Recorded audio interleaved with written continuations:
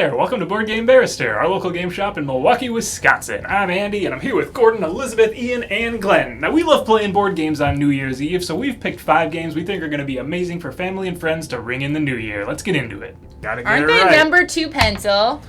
Oh, number 2 pencil, Ooh. and It Takes Two. This song had to be written by someone, and you write with a pencil. You good? Yeah, very good. Yes! Did you think of number 2 I pencil? did not, but I didn't did think either. that you had to write the song. I'm a raccoon. You're all possums.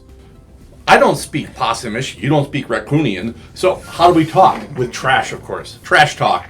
I'm going to take a bunch of items, just random miscellaneous things. A spring, a coin, a leaf. Maybe it's, things around the house you can use as well, not just what's in the box. And I'm going to use those to try to get you to guess which words I'm talking about. Now, does my umbrella for a cocktail drink, does that mean wood or does it mean surprise? Which one is it? And that's your goal, is to figure that out. This game is fantastic for friends. It's good for families as well. Maybe not really young kids, but I'd say like 9, 10 could easily play along because we're all working together to create this language. And it's just a fun game where everyone's just like, how does that mean that? And I love games like that where we're trying to get ourselves on the same wavelength. And this one is fantastic for that. You shout it if you are lost in a cave. What? Oi! Find me. Cave!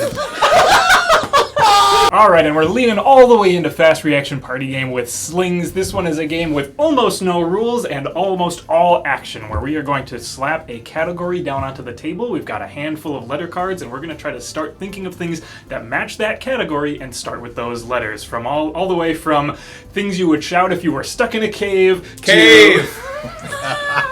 To you shouldn't put it in the microwave. And when you've got an idea, you sling your card onto that category card to get rid of it. You get to get rid of the points on that letter card, and as soon as 3 cards hit that center one, we flip the top one there to get a new category, and we're off to the races with a new one. I love this one because you can sit any group down at a table. All of the stuff in this game are family friendly and approachable for families or groups of friends. There's a dirty version if you want to go all the way into full New Year's mode and get into the not family friendly edition.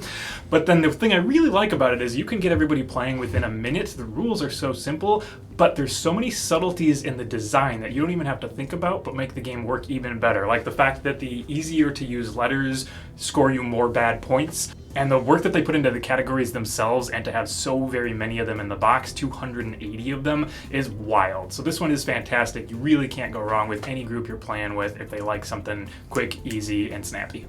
So the game I'm playing on New Year's this year is Diced Veggies. In this one, we get to be chefs who are cooking up some recipes, and to do so, we've got to cut up our vegetables, and in this one, the dice themselves are the veggies that you're going to be cutting up. The colors of the dice match the different ingredients that you need in each one of the recipes, and once you're able to complete it, you'll score points at the end. I really like this one for families especially. There's a kids version of it that you can play with adults and kids together, and it's a pretty even playing field. The rules are light enough that you can just jump in and start playing right away, and you're just color matching to get yourself points. There's an advanced version of it that the game has little flourishes you can add to your recipes, which will increase the complexity and give you a little more thinking for it. But again, it's not going to be super high level, so it's a nice beer and pretzels game. It's a nice one to sit around the table and just kind of jam on whatever you're trying to do with your dice while having a good time with your friends and family. Hippopotamus. Orangutan. And I was gonna say bonobo. What's your spirit animal? Oh my god. Nobo's a weird spirit animal. If Ed Sheeran was reincarnated as an animal, what would it be? No. Name an animal that you find so icky that even the thought of touching it gives you the creeps. That's weird too.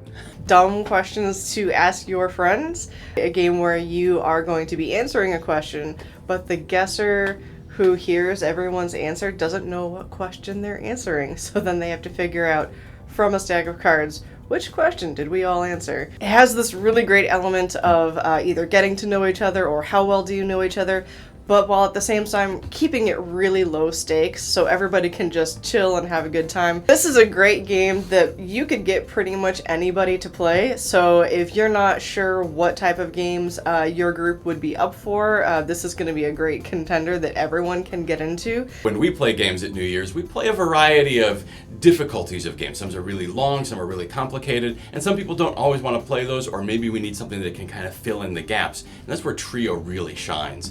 This is a game that, you're just trying to get 3 of a kind, and you're kind of playing Like, in Go Fish, you ask for a number. Here in Trio, you're going to ask for a high card or a low card, and you're going to try to now pay attention around the table to think who else might have that. So it's a light game that doesn't take a lot of time, but you're really rewarded for paying attention to what everyone else is doing. You can play it with all ages, and I gotta tell you, I think those younger minds that have sharper memories are gonna be able to, have an advantage when they're playing this game. I love it a whole bunch. I love the simplicity of it.